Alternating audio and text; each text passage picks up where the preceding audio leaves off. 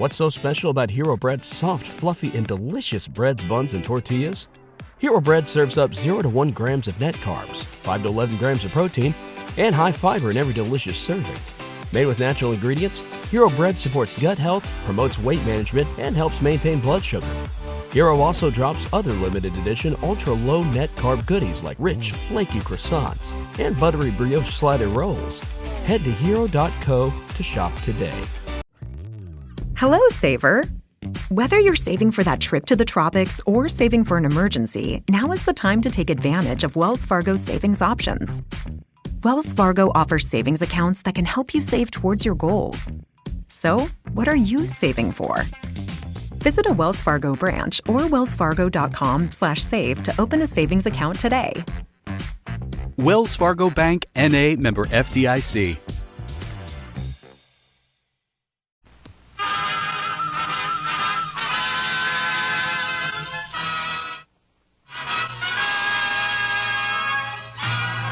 Tales of the Texas Rangers, starring Joel McRae as Ranger Jace Pearson. Another authentic reenactment of a case transcribed from the files of the Texas Rangers.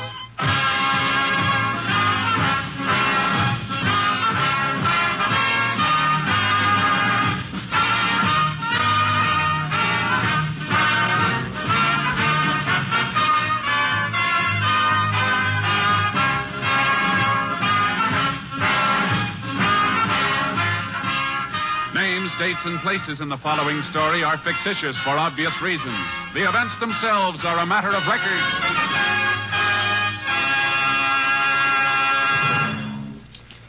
Right now, I'd like to give you some of the listening highlights of tomorrow's Monday Night of Music on NBC. The life and music of Franz Schubert is the basis for the Railroad Hour's presentation of Blossom Time tomorrow evening. Starring Gordon MacRae and Nadine Connor, Blossom Time is one of Sigmund Romberg's most famous musical romances.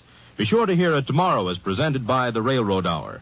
Also tomorrow evening over most of these stations, the Telephone Hour welcomes Lily Pons, famous Metropolitan Opera star.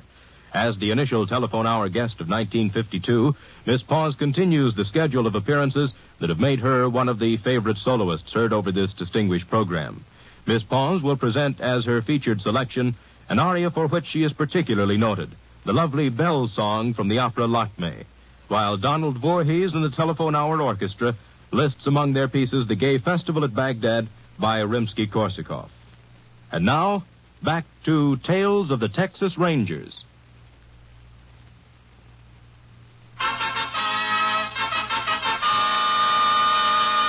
And now, from the files of the Texas Rangers, the case called Birds of a Feather.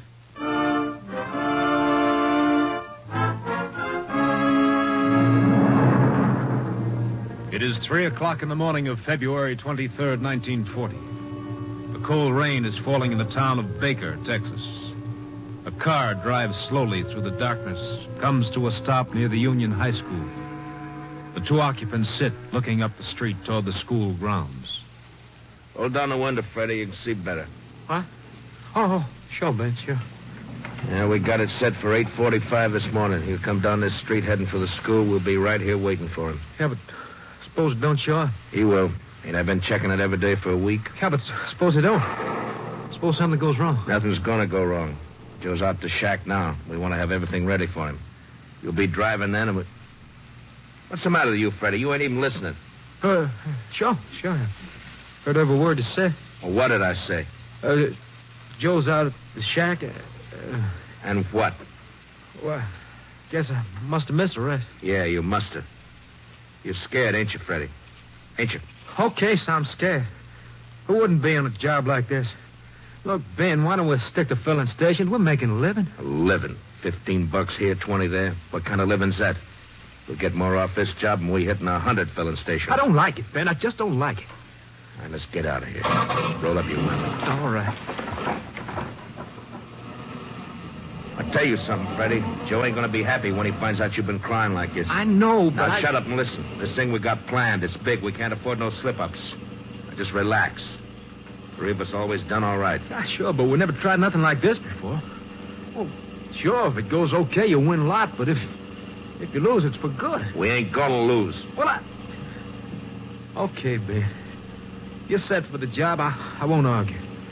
Only, I'm pulling out. You what? Well, I can't help it if I'm scared, can I? Oh, why don't you say something? Oh, look, Ben, you and Joe can handle a job. It don't need 3 men. I might just louse you up. Yeah. Yeah, you just might. Well, I wouldn't do you no good feeling like I do, you know. I'll catch a train back to Dallas this morning. Sure, Freddie, sure. I wouldn't want you to do nothing you're scared of. Oh, I'm sure glad you feel that way, Ben.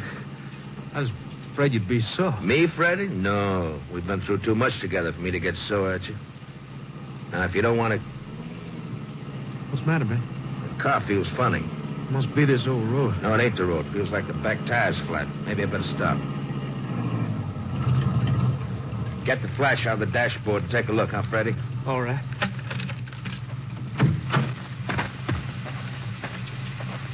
You see anything? Right rear looks okay. Sure is wet out here. What about this one? Bring a light over. All right. Well, that looks okay, too. I reckon you imagine them things, Ben. Yeah. Hammer the flash, Freddie. Sure, yeah. Now, let's get... Ben, what you doing with the gun? You were right, Freddie. Joe and me can't handle the job alone. We don't need you. Ben, no. Like you said yourself, you might louse us up. But I said I was leaving town. You never hear from me again, Yeah, Ben. but you'll know about the job, Freddie. You'll know who done it. Ben, don't be crazy. Ben!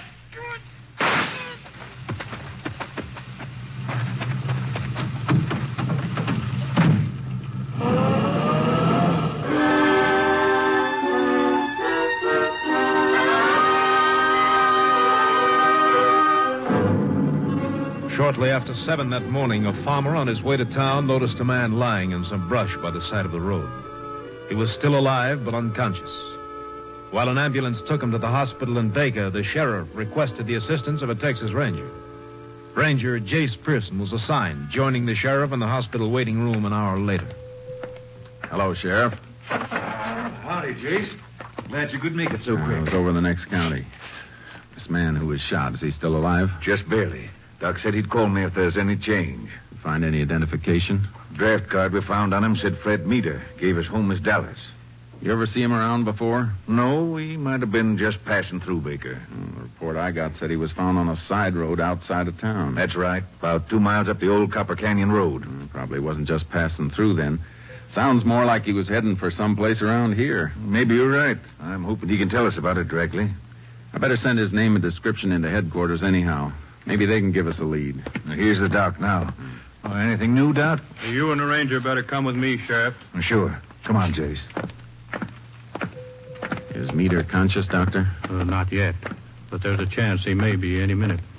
You think he'll be able to talk? Yeah, if he regains consciousness at all, he'll probably be able to talk. Think he might die without coming to? It's possible. He's lost a lot of blood, and the bullets entered his left lung. Here we are.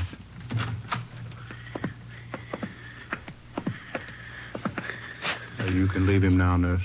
I'll stay with him. Looks the same as it did a while back, Doc. Not quite. Pulse a little weaker, respiration slower. I'm afraid he's just about finished. No chance of his pulling through. Sounds like he's coming to. How about it, Doc? Well, sometimes just before then, they do. You see? He's opening his eyes. It's all right if I talk to him now? Certainly.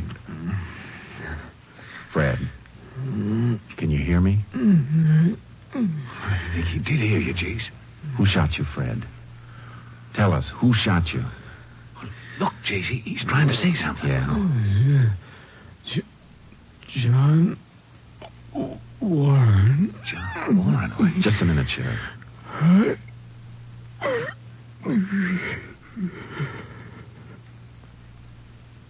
I'm sorry, Ranger. Yeah. Thanks, Doctor. Let's go, Sheriff.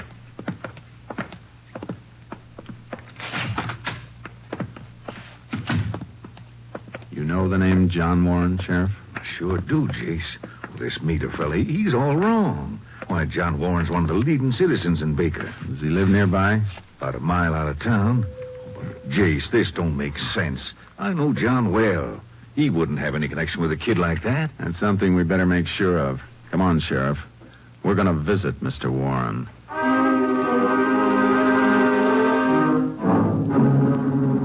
It was 9:30 a.m. when we left the hospital. I phoned headquarters, gave them all the information I had on Fred Meader, and asked for a report as quickly as possible. Then we headed for John Warren's home. It was a rambling ranch-type house set back in the low hills just outside town. Mr. Warren opened the door for us himself. Howdy, John. Well, Sheriff, this is a pleasant surprise. Come in, come in. Thanks. This is Ranger Pearson, John. Howdy, Ranger. Come on, over here by the fire. Well, sit down, sit down. Yeah, sure glad you stopped by. I'm afraid this isn't a social call, Mr. Warren. Oh, well, no matter. Glad to see you anyhow. It gets lonely around here. Boys at school all day. You know, sometimes I think I shouldn't have retired so young. You and the sheriff want some coffee, Ranger? No, thanks. I'd like to ask you some questions, Mr. Warren. Well, sure. Go ahead. Early this morning, a young man named Fred Meader was shot on a side road near Baker. That's so? Well, sorry to hear it. Sorry to hear it. It don't help the town to have things like that happen here. Oh, no reflection on you, Sheriff. You know who shot the fella? I'm coming to that. The sheriff and I were with him in the hospital. Just before he died, he mentioned your name. My name? Why, that's crazy. I didn't know this. Fred Meader. Yeah, Fred Meader. I've even heard of him. Well, Sheriff, you and me been friends for near 10 years. You don't believe this stuff, do you? He did mention your name, John. Well, I don't know what to say. I just don't know what to say. You haven't always lived around here, have you, Mr. Warren? No. I moved here 10 years ago after my wife died. And where'd you live before? Dallas. Got some oil leases near there. Fred Meader was from Dallas, too. You sure you didn't know him? Ranger, you got to believe me. I don't know what this is all about, but there's some mistake somewhere. There's got to be. Maybe there is, Mr. Warren. But until we find out what it is, we'd like you to stay in town. Let's go, Sheriff.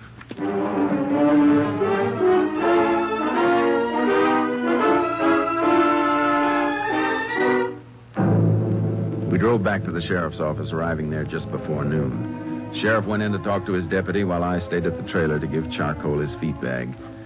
5 minutes later, I joined the sheriff in his office. Jace, look at this, will you? What is it? Message from Austin. Deputy just gave it to me. Anything about Fred Meader? You bet there is. Fred Meader had a record. 3 convictions for larceny. Filling station jobs. Anything else? Yeah. Seems he worked with a gang. Picked up each time 2 other fellas. Ben Morphy and Joe Wills. That could be something. We'll get out a pickup on him. There's something else, Jace. Fred Meader, Ben Morphy, and Joe Wills all worked at one time for the Warren Oil Company. John Warren's outfit? That's it. Get your hat, Sheriff. I've just thought of a few more questions to ask Mr. Warren.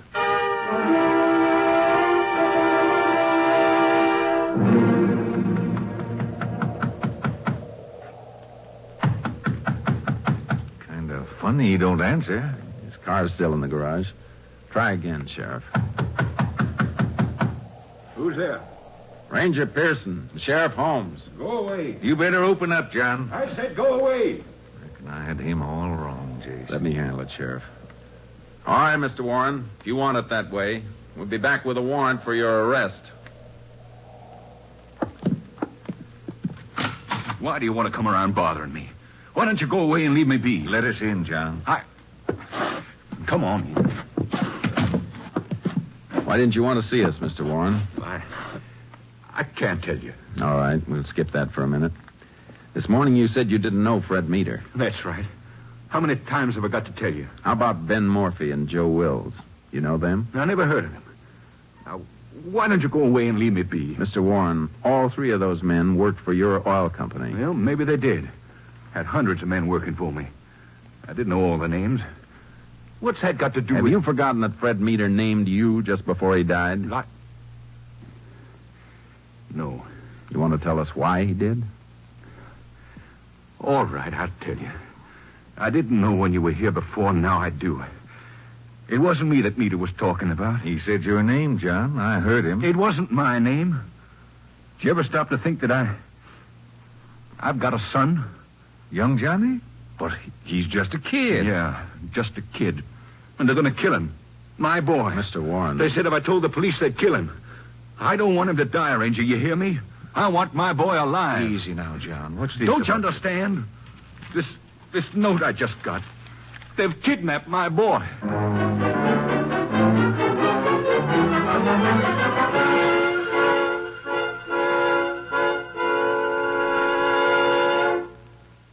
In a moment, we will continue with Tales of the Texas Rangers, starring Joel McCrea as Ranger Jace Pearson. Here is an urgent message for all ship's radio officers. The Federal Maritime Administration is calling all former Merchant Marine radio officers to come back to sea. Right now, scores of ships are riding at anchor, loaded and ready to sail. Their cargoes are vitally needed by our fighting forces and by our allies. Especially right now, the need for radio officers is acute. If you have had 6 months Merchant Marine radio operating experience since January 1935 on any kind of FCC license, the American Radio Association, CIO, will help you get an emergency license to ship out at once. You will earn more than $600 a month. Former radio men are urged to write, phone, or wire to the American Radio Association, 5 Beekman Street, New York City, which will put you in touch with the port office nearest your home. Or go now to the American Radio Association, 5 Beekman Street, New York City. And now, back to Tales of the Texas Rangers.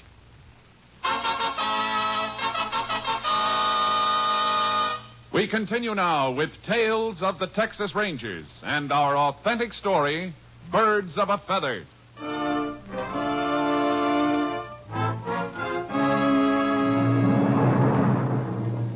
The kidnap note had arrived in the mail that morning, but Warren had not picked it up until a few minutes before we arrived. It was a crudely printed message, unsigned and mailed the night before in Baker. It asked $10,000 for the return of the boy. The money was to be brought in $50 bills to a shack in Copper Canyon at 4 o'clock that afternoon. It was now 1:15. While we read the note, Warren paced back and forth across the room. John, walking back and forth like that ain't going to do no good. Why don't you sit down? Sure, you can say that. It's not your boy they got out there in the cold. Now, John, that ain't fair. You know I feel bad about this. I know you do, Sheriff. I'm sorry. Mr. Warren, are you sure they've actually picked up your son? Well, they must have. I called the school right after I got the note.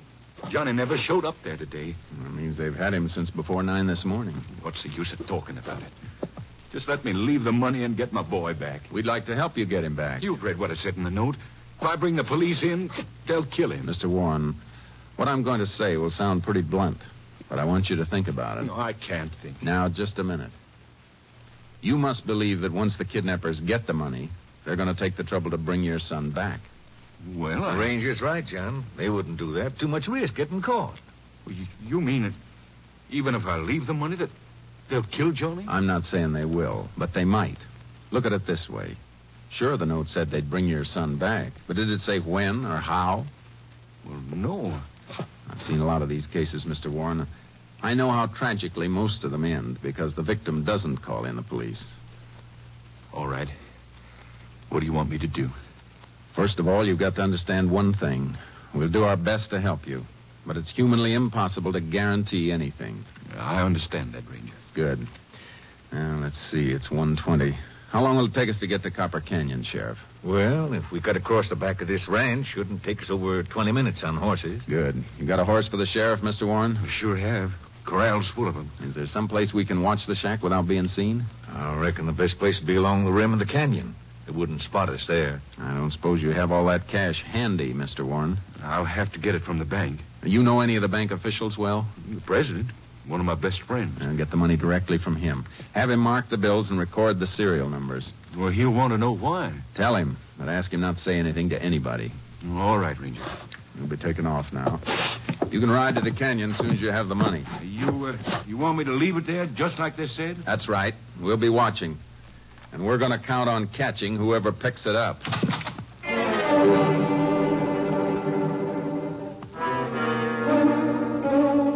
I contacted headquarters by radio and requested an area blockade of the region around Baker. Then the sheriff and I started off. It was 2 o'clock when we reached the rim of Copper Canyon. An icy wind was blowing in from the north. We dismounted and eased over to the edge of the ridge. The shack was clearly visible 200 yards below. We waited. At 3:55, we spotted Warren riding up the canyon. He's right on time, Jace. You reckon somebody's waiting for him in that shack? Maybe. Shouldn't be long before we find out. Don't it strike you funny that they only asked 10,000? John must be worth close to $1 million. They could have got 50,000 easy. This is a small-time larceny gang, Sheriff. 10,000 must look pretty big to them. Yeah. Poor John. Sure hope we can get that kid back to him. We're going to make a good try. There he goes. Opening the door of the shack. Better get ready. If there's anybody in there, we don't want to lose him. I'm ready. But one of the kidnappers is in there. You could pluck him easy with that rifle when he comes out. That wouldn't be any good, Sheriff. And we'd never find out where they're hiding the boy. There's John again. Jeez, he's waving at us to come down. Now, what... Come on, Sheriff. Let's go down and see what he wants.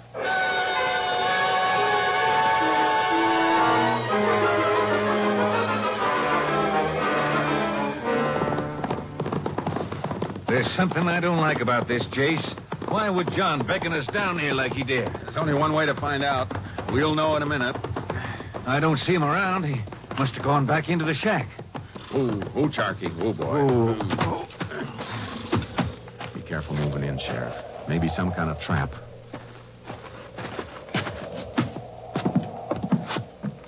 Mr. Warren? It's all right, Ranger. Come on in. Look what's in this cage. I'll be darned. Pigeons. What's that strapped on their backs? Capsules to carry messages or money. They're homing pigeons, Sheriff. I knew it wouldn't work, Ranger. These men are clever. They don't take chances. Did they leave any instructions? Yeah. Listen. What's it say, Jace?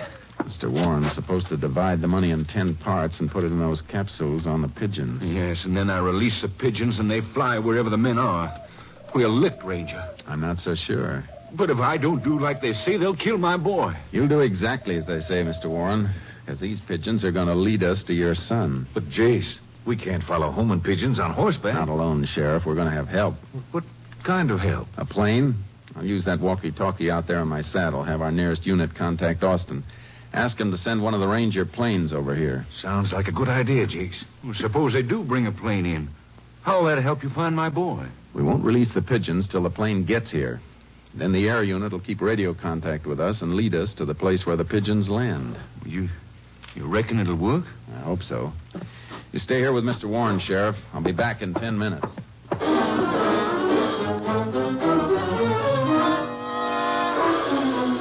I rode to higher ground so my radio signal would carry.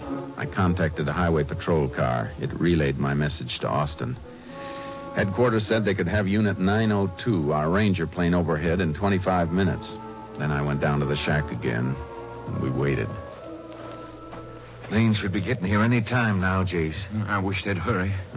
Thought I heard it a second ago. Yeah, there it is. In from the southeast. Where? Oh, I see it now.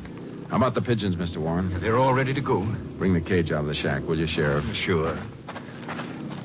You think the plane sees us yet? I don't know, but I can call him now. Unit 10 to Unit 902. Go ahead, Unit 902. Unit 902 to Unit 10. Am directly above Copper Canyon. Indicate your position. Unit 10 next to shack at north end of canyon floor. Can you spot us? Gotcha. Relay instructions.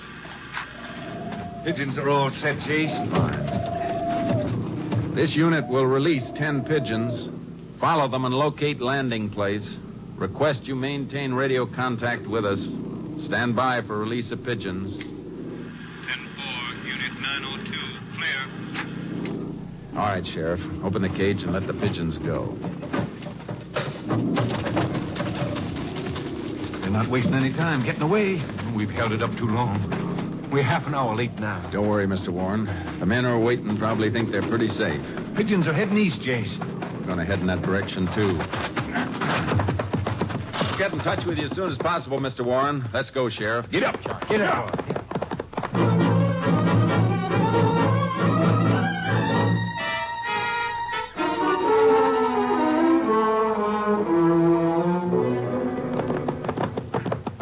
been riding for over 10 minutes, Jace. Shouldn't we be hearing from your plane? He's probably got more than he can do just keeping his eye on those pigeons. We'll hear from him. I sure hope it's soon. Gets dark early these days. It could be him coming in now. Whoa, boy. Unit 10 to 902. Go ahead. This unit has got off motor. Am gliding to avoid detection. Is my signal clear? Signal clear, 902. Pigeons are now landing at shack, due east your former position. Shack located at base of hill, where dry wash makes Horseshoe Bend. That's the old Martinez shack, Jace. Been empty for years. Sounds like it's occupied now. Thanks, 902. We'll take it from here. Unit 10 clear. 10-4, 902 clear. How far is the Martinez shack from here, Sheriff? 4 miles, maybe. 5 at the most. And we got a knock on it, Sheriff. No telling what their plans are now. Get up, Charlie. Come on, boy.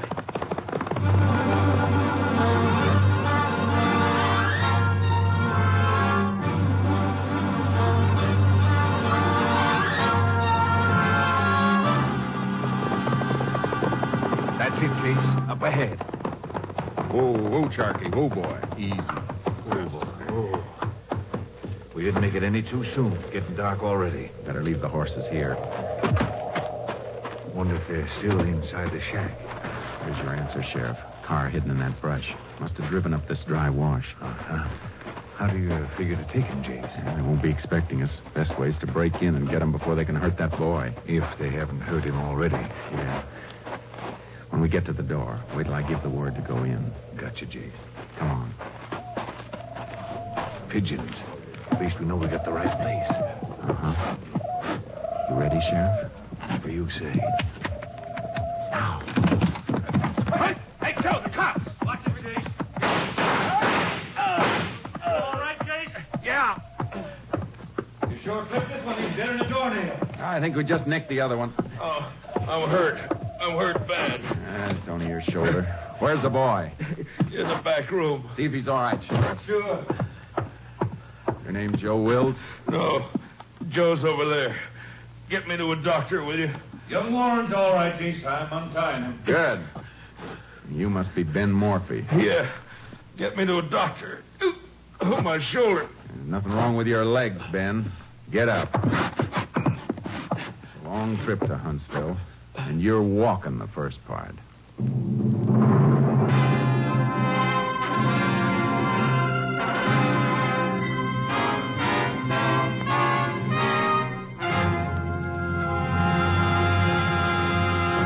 In just a moment, we will tell you the results of the case you have just heard.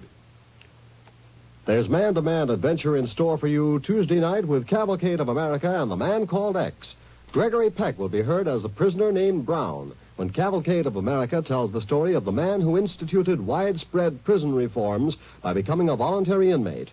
It was in 1931 that Thomas Osborne, a former mayor of Auburn, New York, visited the governor of New York to see what could be done to make Sing Sing more effective. He saw the same men return again and again for new prison sentences. Working from the point of view that prisons should be repair shops and not scrap heaps, he entered the prison to find out firsthand about the conditions in penal institutions. His discoveries and improvements led to his becoming warden of the self-same prison in which he was a prisoner. You'll hear this story Tuesday on the Cavalcade of America. And also on Tuesday over most NBC stations, Herbert Marshall takes over as the Man Called X with stories of intrigue in the far-off corners of the world. Hear Herbert Marshall as the Man Called X, Tuesday on this station of the NBC Radio Network. And now back to Tales of the Texas Rangers.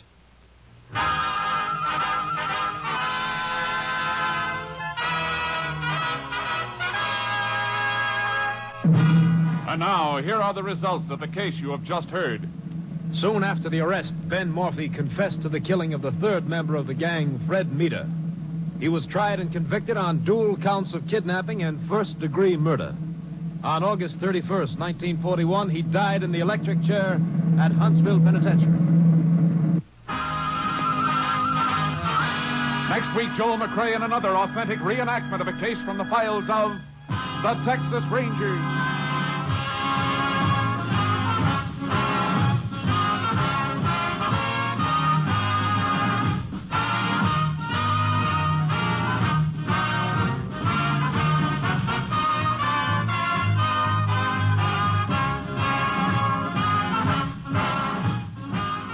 cast included Tony Barrett, Bill Conrad, Ed Begley, Ernie Newton, and Bill Johnstone. Technical advisor was Captain M.T. Lone Wolf Gonzalez of the Texas Rangers.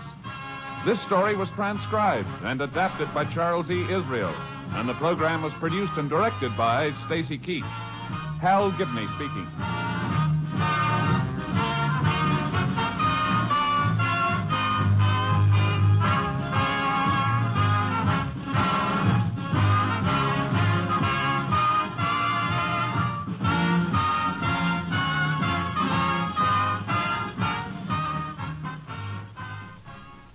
Next, it's The Big Show.